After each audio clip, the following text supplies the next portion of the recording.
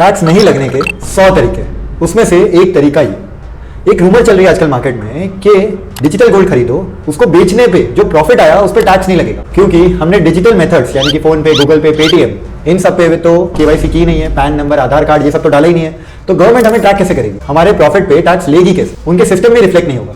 तो एकदम सिंपल सी बात बताता हूँ, ये चीज आपके बैंक अकाउंट में तो आएगी, गवर्नमेंट आपके बैंक अकाउंट को ट्रैक कर सकती है, साथ ही में डिजिटल पेमेंट कंपनीज रिपोर्ट करती है ये सारे ट्रांजैक्शंस, तो उस हिसाब से आप वहां पे फंस जाओगे। तो भाई आज का वीडियो आपके लिए एक लाइफ सेविंग हो सकता है, क्योंकि टैक्स बचाने के चक्कर में आप फ्यूचर में नोटिस, पेनल्टी, हेडेक ये सब ले सकते हैं। आज के वीडियो में हम सीखेंगे डिजिटल गोल्ड होता क्या है, इसके risk and benefit, gold ETF क्या होता है, इसके रिस्क एंड बेनिफिट, एंड सबसे बड़ी बात टैक्सेशन इंपैक्ट। सबसे पहले आ जाते हैं डिजिटल गोल्ड के ऊपर। डिजिटल गोल्ड एकदम सिंपल ऑनलाइन गोल्ड है, यानी कि आप कोई भी ऐप, फोन पे, गूगल पे, पेटीएम, इन सब पे आप डिजिटल गोल्ड खरीद सकते हो, कभी भी, कहीं से भी, कितने भी रुपए का। मिनिमम 10 रुपए से स्टार्ट हुआ है, मैक्सिमम आप 1 लाख रुपए तक भी खरीद सकते हो। दिस इज डिजिटल गोल्ड, कभी भी इसको बेच भी सकते हो। नेक्स्ट आ जाते हैं हम गोल्ड ETF के ऊपर। गोल्ड ETF नॉर्मली एक शेयर की तरह ही होता है, लेकिन ये शेयर मार्केट में ट्रेड होता है। शेयर मार्केट की जो टाइमिंग है 9:15 to 3:30 वहीं तक ये ट्रेड होता है। इसके लिए आपको डीमैट जरूरी है, ये बहुत ही ज्यादा क्लोजली गोल्ड प्राइसेस के साथ ट्रैक रखता है। डिजिटल गोल्ड के बेनिफिट्स क्या है? सबसे बड़ा बेनिफिट है कि ये बहुत ही स्मॉल अमाउंट में आप खरीद सकते हो, 10 रुपए से लेके 1 लाख रुपए तक आप इसे खरीद सकते हो। नेक्स्ट चीज, आपको वॉल्ट की जरूरत नहीं है, ये स्टोर्ड हो जाएगा आपके नाम पर वॉल्ट में। जो भी कंपनीज है जैसे MMTC हो गई, सेफ गोल्ड हो गया, यहाँ के लॉकर्स में ये सेफ हो जाएगा आपके नाम पर, तो लॉकर की जरूरत नहीं पड़ती है। थर्ड थिंग, आप इसे कभी भी बेच सकते हो, यानी कि आधी रात को भी अगर आपको जरूरत पड़ी तो आप इसे बेच सकते हो। एंड फोर्थ थिंग, सबसे इंपॉर्टेंट बात, फिजिकल डिलीवरी ऑप्शन। आजकल अगर आप फोन पे गोल्ड खरीदो तो आप इसको फिजिकल डिलीवरी भी मंगा सकते हो। आपने उसमें इन्वेस्टमेंट किया, धीरे धीरे करके आपको उसको बेचना नहीं है, आप उसकी फिजिकल डिलीवरी मंगा सकते हो, जो कि काफी इंपॉर्टेंट पॉइंट है, जो गोल्ड ETF में नहीं हो पाता है। नेक्स्ट, इसके रिस्क सबसे पहला रिस्क है वो है सेबी रेगुलेटेड नहीं है, यानी कि अगर कल को जाके ये कंपनी बंद हो गई तो आप ठन गोपाल, आपको 1 रुपया नहीं मिलेगा। नेक्स्ट, अगर आप MMTC या फिर सेफ गोल्ड जहां पे आपके वॉल्ट में स्टोर है, आपको लगेगा वहां से ले लूं मैं, वो कंपनी उठ गई तो क्या करोगे?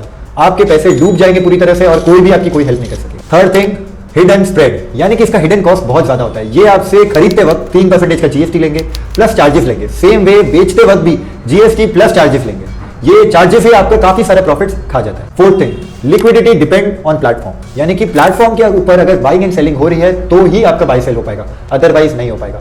आपका ट्रांजैक्शन नेक्स्ट डे पर भी जा सकता है, इतना भी डिले हो सकता है। अब इसके बाद हम आ जाते हैं गोल्ड ETF के ऊपर। बेनिफिट, सबसे पहली बात, ये सेबी रेगुलेटेड है, यानी कि कल को जाके कंपनी उठ भी जाती है, कोई भी, जैसे UTI गोल्ड ETF हो गया, कोटक गोल्ड ETF हो गया, ICICI प्रूडेंशियल गोल्ड ETF हो गया, अगर ये कंपनी उठ भी गई तो भी आपको टेंशन लेने की जरूरत नहीं है, आपको दूसरे फंड में ये मर्ज हो जाएगी और आपको पूरे यूनिट्स मिल जाएंगे, आपको 1 रुपए का भी नुकसान नहीं होगा। सेकंड थिंग, ये प्रॉपर्ली गोल्ड प्राइसेस के हिसाब से ट्रैक करता है, गोल्ड प्राइस जितना चल रहा है उस हिसाब से ये भी बढ़ेगा, आपको उतना इन्वेस्टमेंट का रिटर्न मिल सकता है। थर्ड थिंग, GST का कोई भी नाटक नहीं है, बाय सेल करते वक्त GST देना, उसका कोई नाटक नहीं, मेकिंग चार्जेस का कोई भी नाटक नहीं, हिडन कॉस्ट कुछ भी नहीं, सारी चीजें जो प्लेटफॉर्म पे दिख रहा है, शेयर जैसे खरीदते हैं वैसे ही आपको इसे बेचना है, सिंपल हिसाब। नेक्स्ट थिंग, हम आ जाते हैं इसके डिसएडवांटेजेस के ऊपर। डिसएडवांटेज में मैं बात करूं तो सबसे पहला डिसएडवांटेज है कि ये बिना डीमैट अकाउंट के आप इसे ओपन ही नहीं कर सकते, आपको डीमैट अकाउंट ओपन करना कंपलसरी है, यानी कि आप इसे खरीदोगे शेयर की तरह, बेचोगे शेयर की तरह। ट्रेडिंग टाइम 9:15 से लेकर 3:30 PM होगा, मार्केट आवर्स ही चलेगा, अगर आपको शाम को बेचना है 24 आवर्स बेचना है तो नहीं चलेगा, आप कभी भी इसे नहीं बेच सकते, मार्केट तक ही चलेगा, मंडे टू फ्राइडे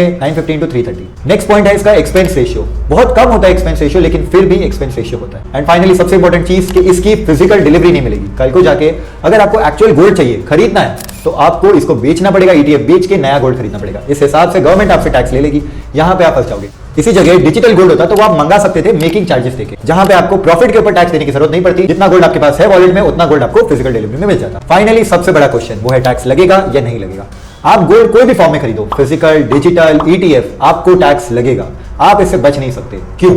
क्योंकि आजकल गवर्नमेंट ने हर जगह पैन कार्ड वेरिफिकेशन, आधार कार्ड वेरिफिकेशन, हर एक कंपनी को आपका इंफॉर्मेशन गवर्नमेंट को देना पड़ता है, आपने क्या खरीदा, क्या बेचा, इन सबको रिपोर्टिंग गवर्नमेंट को देनी पड़ती है, सारी चीजें आपकी AIS एंड TIS में आ जाती है, जिसके हिसाब से आपको रिपोर्टिंग करनी पड़ेगी और आपको इसके ऊपर टैक्स देना पड़ेगा। इन केस अगर आप बच गए, आपके AIS और TIS रिपोर्टिंग में नहीं आया, आपको लगेगा यार नहीं दिखाता हूं मैं बच जाऊंगा, लेकिन कल को जाके अगर इनकम टैक्स आपको नोटिस भेजती है तो फिर ये ट्रांजैक्शंस के रिगार्डिंग भी आपसे सवाल पूछे जाएंगे एंड इसके ऊपर भी आपको टैक्स लायबिलिटी प्लस पेनल्टी आ सकता है। तो फ्यूचर के हेडेक से बचने के लिए प्रॉपर्ली टैक्स फाइलिंग करनी चाहिए। फाइनली अपने कंक्लूजन पे आ जाते हैं हम कि किसको आपको चूज करना चाहिए, डिजिटल गोल्ड या गोल्ड ETF। अगर आपका मोटिव कन्वीनियंस है, आपको कभी भी पैसे चाहिए हो सकते हैं, देन डिजिटल गोल्ड में जाओ, लेकिन अगर आपको लॉन्ग टर्म इन्वेस्टिंग करना है तो आपको गोल्ड ETF में जाना चाहिए।